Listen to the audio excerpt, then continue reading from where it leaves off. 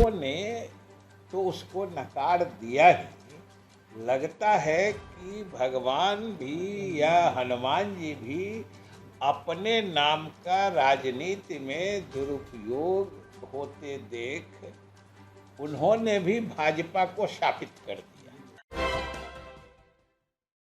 नमस्कार, आप देख रहे हैं सिटी पोस्ट लाइव और मैं हूं आपके साथ पूजा शर्मा। कर्नाटक चुनाव के नतीजे आ रहे हैं, जिसको लेकर बिहार सरकार के मंत्री वित्त मंत्री विजय चौधरी की प्रतिक्रिया सामने आई है। साफ तौर पर उन्होंने कह दिया कि जिस तरीके से कर्नाटक चुनाव के नतीजे आ रहे हैं, ऐसे में 2-3 बातें ऐसी हैं जो स्पष्ट होते नजर आ रहे हैं कि कर्नाटक के जो लोग हैं वो काफ़ी नाराज चल रहे थे बीजेपी से, और इसका नतीजा आज देखने को मिल रहा है किस तरीके से बीजेपी इस बुरी तरीके से हार रही है। इसी को लेकर उन्होंने साफ तौर पर कहा कि बजरंगबली का नारा लगाकर ये लोग भाषण शुरू करते थे, बजरंगबली के नाम पर ये लोग वोट कलेक्ट करना चाहते थे, राजनीति करते थे, लेकिन बजरंगबली ने भी अब इनका साथ नहीं दिया। बताते चले आपको कि बजरंगबली को लेकर सियासत काफ़ी तेज हुई थी, जिसको लेकर बिहार सरकार अब एक बार फिर बीजेपी पर हमलावर है और साफ तौर पर कह दिया कि बजरंगबली ने अपना आशीर्वाद इन लोगों को नहीं दिया है। इसी के साथ साथ धीरेन्द्र शास्त्री के आगमन को लेकर भी वित्त मंत्री विजय कुमार चौधरी ने अपनी प्रतिक्रिया सामने रखी और साफ तौर पर कह दिया कि धीरेन्द्र शास्त्री को भगवान से तुलना करना बिल्कुल गलत है। भगवान अपनी जगह हैं और धीरेन्द्र शास्त्री अपनी जगह हैं, वो भगवान नहीं हो सकते हैं। आगे और क्या कुछ कहते हुए नजर आ रहे हैं वित्त मंत्री विजय चौधरी, पहले आपको हम वो सुनाते हैं। देखिए, कर्नाटक चुनाव के नतीजे जैसे आ रहे हैं उससे 2-3 बातें बिल्कुल स्पष्ट। एक तो भाजपा का जो भ्रष्ट प्रशासन कर्नाटका में चल रहा था उससे कर्नाटका के लोग तो नाराज थे ही। इसके अलावा भी कर्नाटका नतीजों के कई निहितार्थ कि अब आने वाले समय में धार्मिक आधार पर ध्रुवीकरण की राजनीति नहीं चलने वाली है। पूरे देश ने देखा है कि कोई दूसरा नहीं, प्रधानमंत्री स्वयं जिस ढंग से अपनी चुनावी सभाओं में बजरंगबली के जयकारे के साथ भाषण की शुरुआत करते थे, ये खास मकसद से भगवान के नाम पर वोट बटोरने की कोशिश होती थी और लोगों ने तो उसको नकार दिया ही। लगता है कि भगवान भी या हनुमान जी भी अपने नाम का राजनीति में दुरुपयोग होते देख उन्होंने भी भाजपा को शापित कर दिया।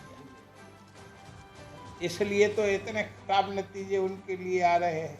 कितनी लंबी लंबी बातें होती थी, आप जोड़ के देखिएगा शुरू से, कि हमको तो लगता है कि जितने क्विंटल फूलों की पंखुड़ियाँ उन्होंने अपने ऊपर और कर्नाटका की सड़कों पर उन्होंने लुटाई, शायद उतनी सीटें भी नहीं आ पाई।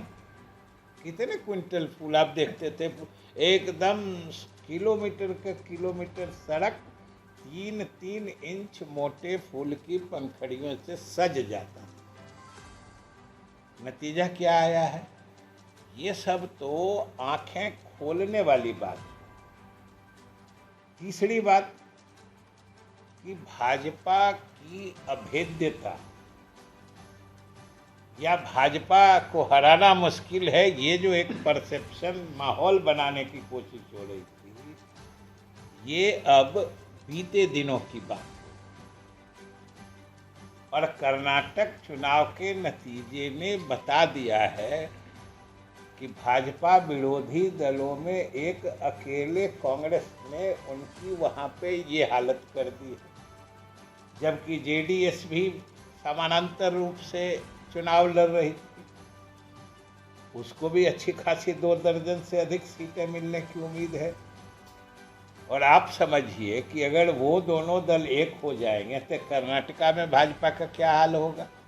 और जिस ढंग से ये अपनी अभेद्यता का माहौल या हवा बनाने की कोशिश करते हैं, वो तो अब इस देश की जनता ने देख लिया। ये पूर्ण रूप से न सिर्फ अभेद्य हैं, बल्कि चाहे भ्रष्टाचार का मामला हो या भाई भतीजावाद का मामला हो, भाजपा की स्थिति किसी दूसरे दल से बेहतर नहीं। ये कर्नाटका के चुनाव नतीजों से और इस चुनाव में वहाँ की जनता ने जो भाजपा का आकलन किया है, वो कुछ यही बात की तरफ, इन्हीं बातों की तरफ इशारा करते हैं।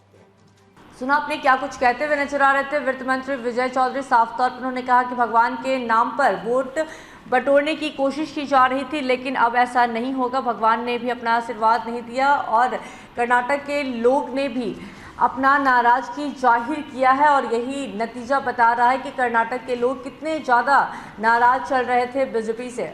आगे और क्या कुछ कहते हुए नजर आ रहे थे वित्त मंत्री विजय चौधरी, सुना आपने। तो फिलहाल की इस खबर में बस इतना ही। तमाम छोटी बड़ी जानकारी के लिए देखते रहें सिटी पोस्ट लाइव। इस वीडियो को लाइक करें, शेयर करें और चैनल को सब्सक्राइब करना ना भूलें। धन्यवाद।